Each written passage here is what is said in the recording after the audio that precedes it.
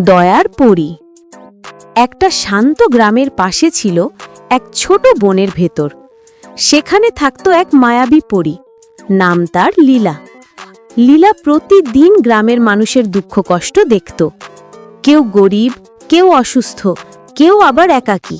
একদিন লীলা ভাবল, আমি যদি একটু দয়া ছড়াই সবাই সুখী হবে। তাই সে তৈরি করল এক জাদুর ফুল, দয়ার ফুল। যে এই ফুল অন্যকে দেবে তার মন হবে আনন্দে ভরা।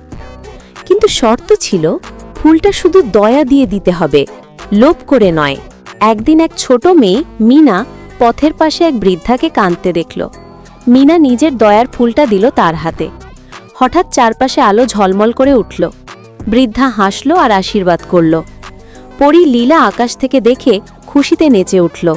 পরের দিন লীলা গ্রামের সবাইকে ডেকে বলল, মিনা সত্যিকারের দয়ার মানে বুঝেছে, তাই সে আমার প্রিয় সন্তান। কিন্তু গ্রামের লোভী ব্যবসায়ী ভাবল, এই ফুল বিক্রি করলে অনেক টাকা পাব। সে ফুল চুরি করে বাজারে নিয়ে গেল। কিন্তু ফুলটা সঙ্গে সঙ্গে শুকিয়ে গেল আর চারপাশ অন্ধকার হয়ে গেল। সবাই ভয়ে পেয়ে গেল।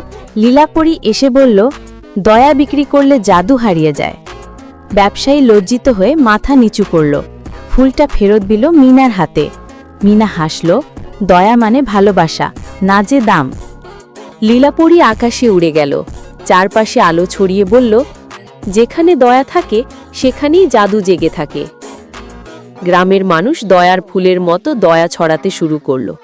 আর সেই থেকে গ্রামটা পরিচিত হল দয়ার গ্রাম নামে। তো কেমন লাগলো ছোট্ট বন্ধুরা আজকের গল্পগুলো ভালো লাগলে আমাদের চ্যানেলটি সাবস্ক্রাইব করুন এবং ভিডিওতে একটি লাইক দাও।